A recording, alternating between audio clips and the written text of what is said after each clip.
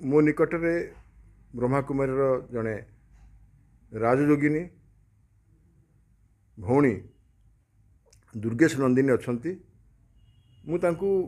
जेहेतु से राज्य में बहुत प्रकार सेवा करूँ जाना चाहूँगी जे वर्तमान समाज रे जो भाव में लोकंर मानसिक अवस्था एवं विभिन्न प्रकार मानसिकता जोगे विभिन्न प्रकार रोग भी होची राजयोग हो कि ब्रह्माकुमारी जो संस्था रही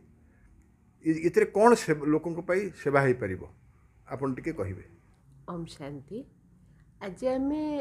जानुचे कि एटा गोटे बहुत साधारण भाव बहुल भाव ये शब्दटी व्यवहार होची टेंशन दुश्चिंता। आम जानीचे कि मानसिक दुश्चिंतारू ही आज साधारण थंडा सर्दी कैंसर पर्यंत बेमारी भी होची। ता छड़ा अनेक सामाजिक व्याधिर शिकार भी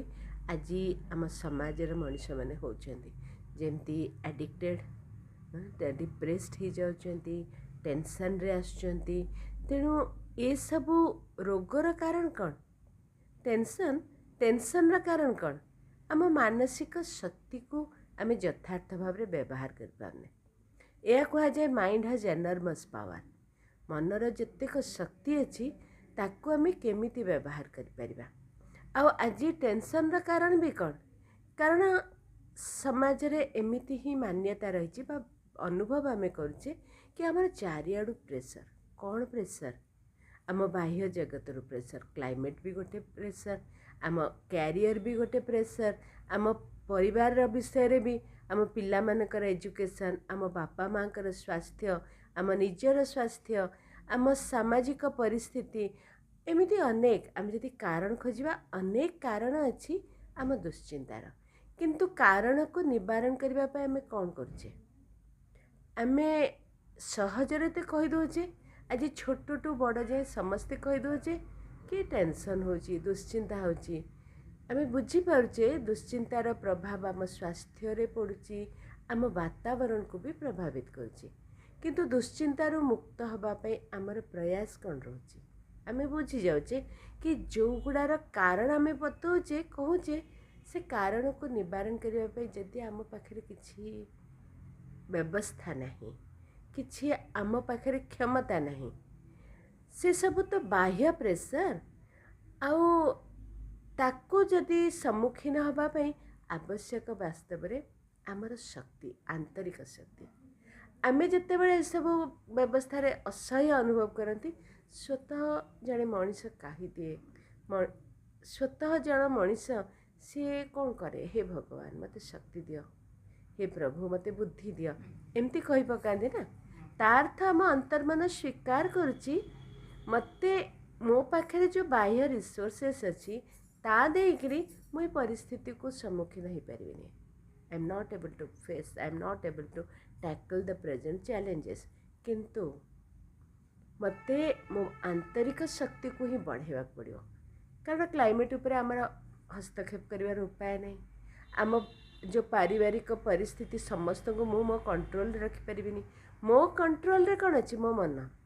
जदि मु बुझीजी मो मन को मु अख्तियार करि मो मनर शक्ति को जदि मु बुझीपारि तेणु मते ताकू संभाळा पड़ो ताकू यथार्थ भाव व्यवहार करा पड़ो। तेणु मु शॉर्ट रे एतिक ही कहबी आमर जो आंतरिक शक्ति को बढ़ेवाई तीन टा ए गोटे है हमको एक्सेप्ट करा पड़ो जो भी कारण आम टेंशन रही था हाँ हो हाउ टू फेस से परिस्थिति को मुकाबिला करने मो पाखे आउ कौन अल्टरनेटिव उपाय अच्छी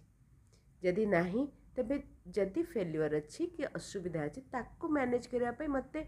आउ कौन व्यवस्था को सुधरेवा पड़ो मो पुओ खराब कर परीक्षा रे तो मु बुझा दरकार मते कौटी ताकू सहयोग करार अच्छे तार असुविधा कौटी अच्छे से द्वितीय है से परिस्थिति प्रति आमर दृष्टिकोण एटीट्यूड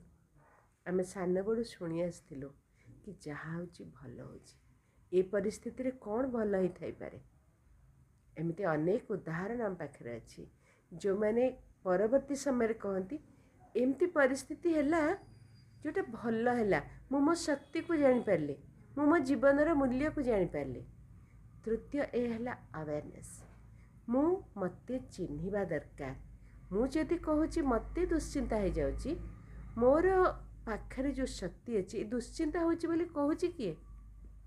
ये देह नुह ये मु कहला वाला ये देह भितर गोटे चेतना शक्ति जार अंतर्गत है मन।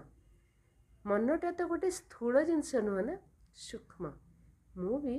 ये जो देहर भिन्न भिन्न इंद्रिय को व्यवहार करके काम करुच्ची कथा कहूँ प्रकाश करुच्ची कि मते दुश्चिंता होची बोली से मु गोटे सूक्ष्म शक्ति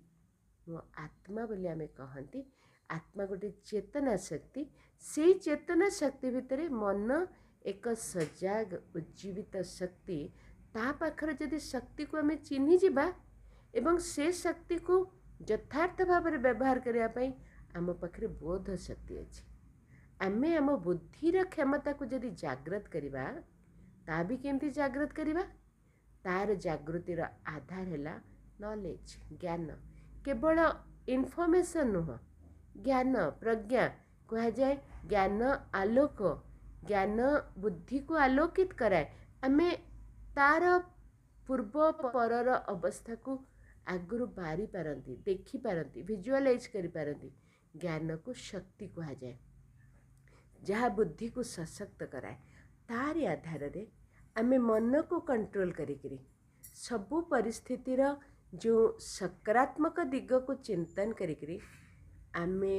ए परिस्थिति को सम्मुखीन हो पारिबा। आ सेथिपाई सबुठारु भल टूल है मेडिटेशन। मेडिटेशन ही आमको मन को डायरेक्शन करेबार सहयोग करे। आम भीतर क्षमता को चिन्हिबार सामर्थ्य दे थाए। बुद्धिर शक्ति को जागृत करेकरी व्यवहार करेकरी आम मन